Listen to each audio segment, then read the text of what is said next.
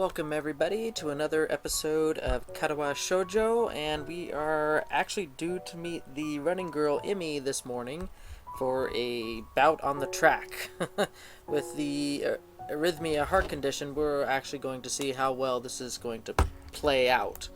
So without further ado, let us load up the running girl.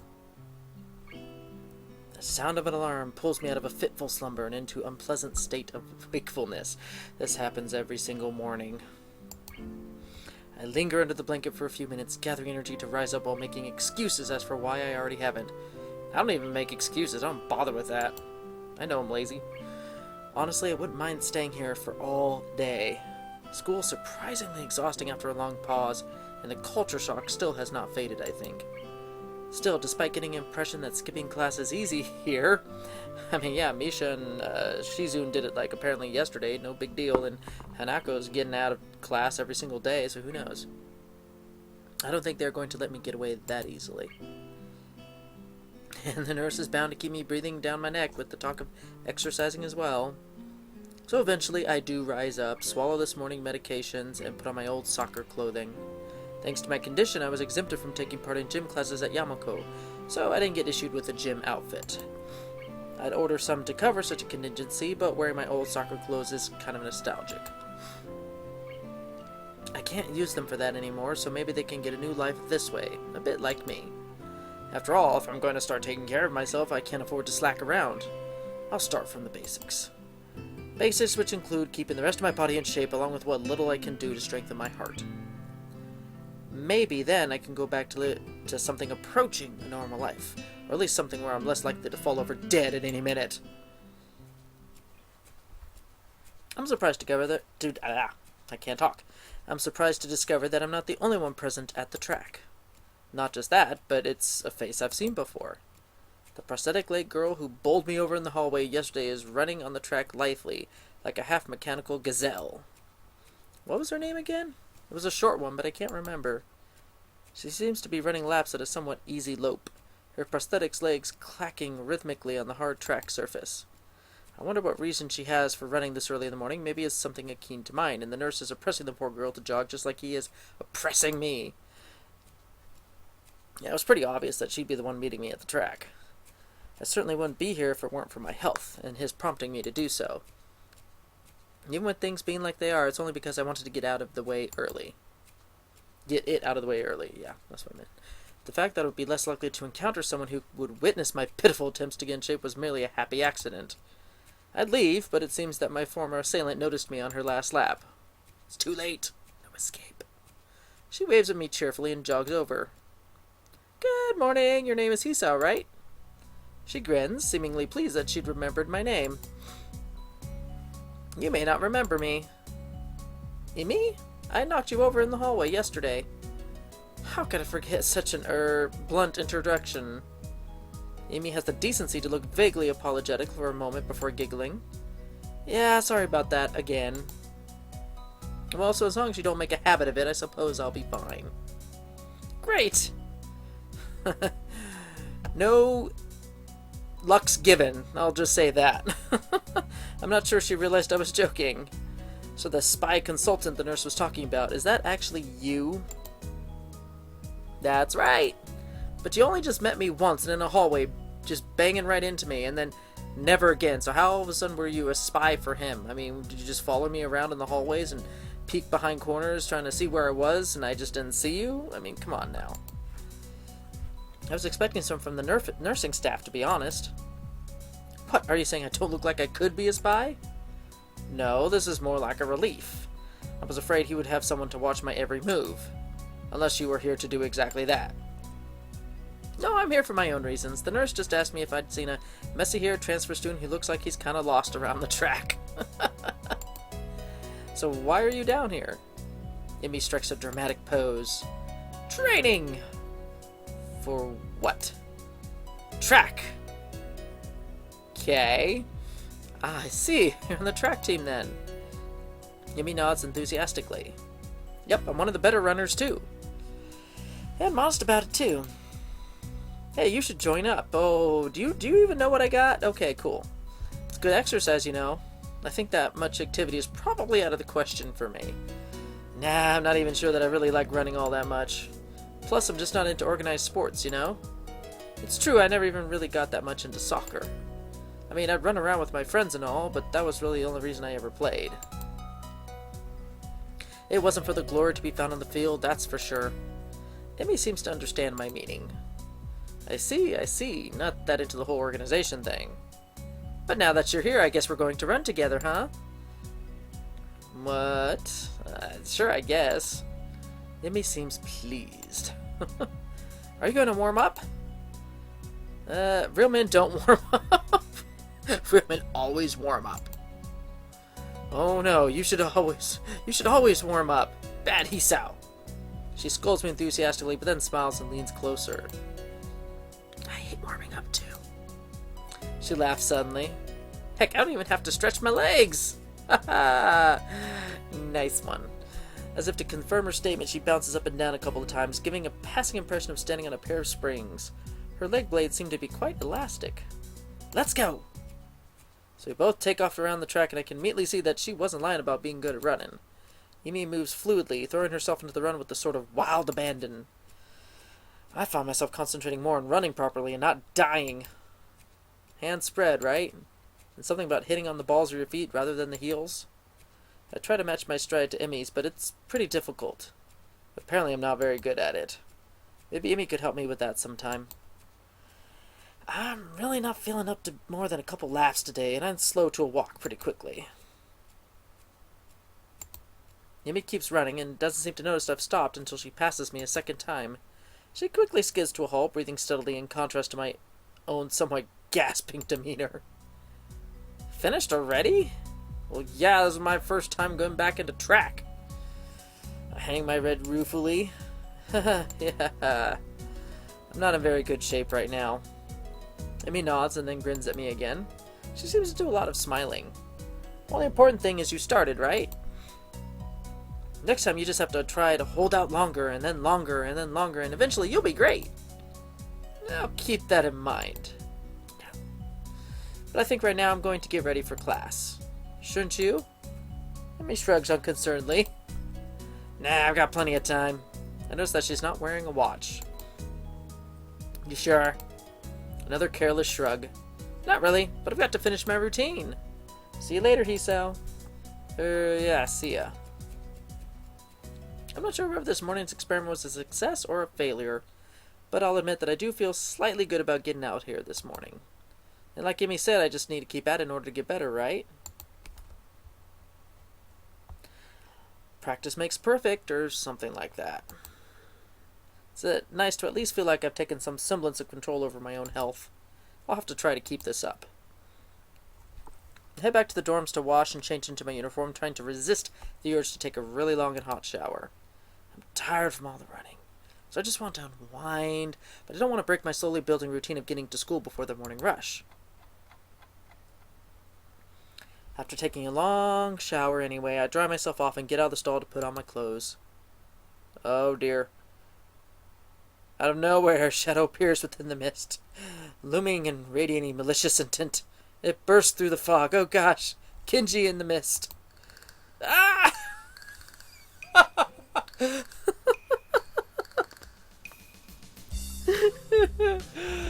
Sup? What's up, dude? What are you doing? What the heck? You scared me. What's your problem? I should be asking you that. I've been looking for you all over the place, man. What do you mean, all over the place? I want to ask if he's been looking for me like that, stark naked, but hold my tongue back. What do you want, Genji? Back away. Slowly. I finally realize I'm still naked too, and quickly hold up my shirt in front of me, but Kenji doesn't seem to notice a thing. His glasses are fogged up, but then why doesn't he wipe them off? Is his vision so bad it's like he's perpetually seeing through fog? You know, your room, and yeah, that's it. Hey, I mean, I still had to get up, though. Whatever, it's not important. Can I borrow some money? What? He puts on an innocent face and looks away, trying very hard to look very casual. It doesn't work. He's as transparent as his window pane-sized glasses. Dude, you don't just ask a bro for money while you're naked. It brings the wrong type of connotations there. What am I paying you for? Talking neutrally like this, wearing nothing, feels awkward. Actually, somehow it's even more awkward to be naked in front of someone when they can't see me being naked. To say nothing of the fact that he's naked as well. Try to brush the feeling off with little success. Money? Sure, I just want you to go away. Just go. Awesome. Wait, why do you need it? You're gonna plan to buy drugs, aren't you? See, I knew it. Can't you just give it to me because I had the goodwill not to run through your pockets while you were in the shower? Or molest me? I could have, but I exercised restraint. And in the end, isn't that the thought that counts? Count me. Come on, be a pal. You know, I know why he's naked. He's naked to get me uncomfortable so that I'll just give him money to go away fast. I see through your ploy, Kenji. Oh my gosh.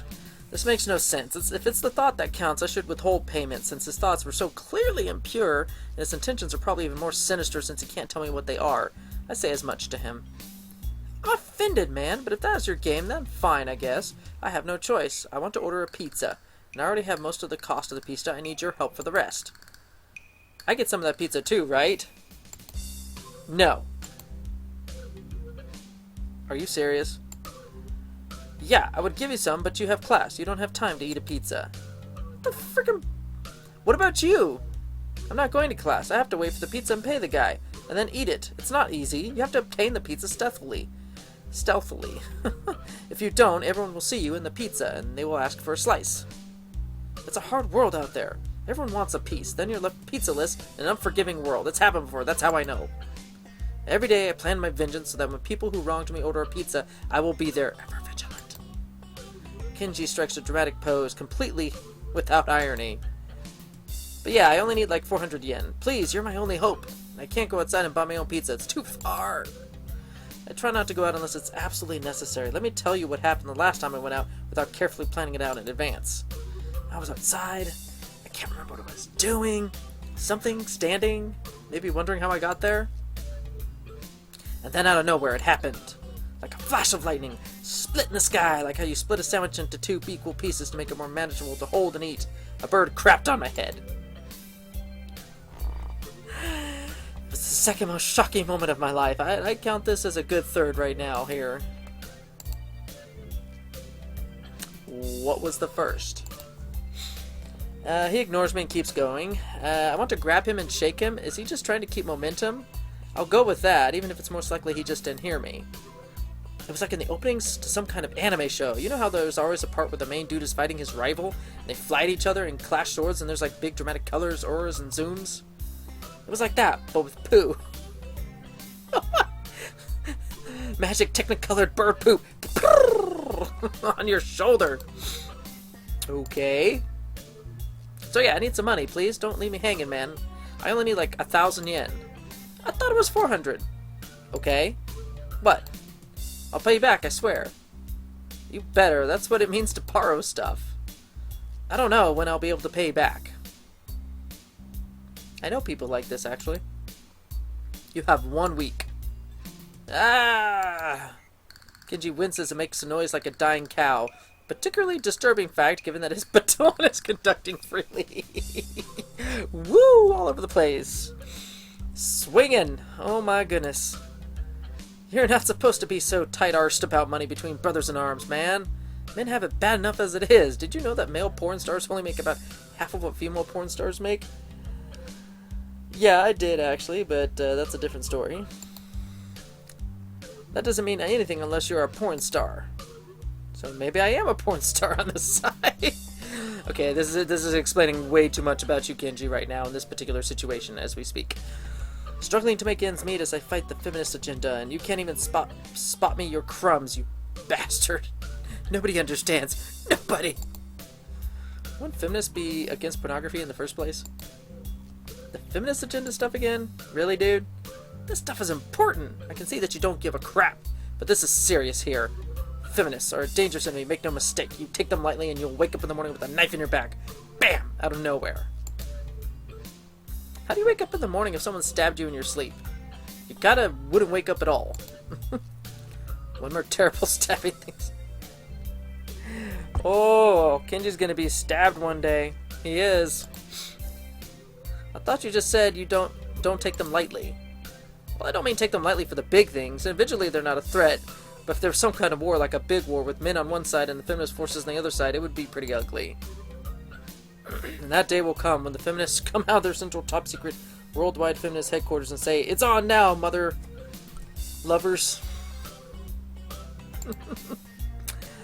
You're being ridiculous. There's no big worldwide feminist headquarters building. Where would they even hide that? I mean, it'd have to be massive. You couldn't hide that on Earth. Someone would notice a big fortress with women only in it. Who said it was on Earth? Dude, you lost me. I'm done. I am so done, Kenji. I turn away from Kenji and start practicing frowning faces in a mirror so that I can figure out what kind of frown will best express my emotions. He can't see me from this distance anyway. Which unfortunately means that he just keeps on ranting without any regard to sense or sensibility. Yeah, there is a war going on. A war not many know about, but it's a great one that will one day boil over and encompass all of the known world. Then we will have to pick sides. We will have to make a stand. In fact, it's happening right now. Imagine it. The bloody battlefield, a vicious conflict without end.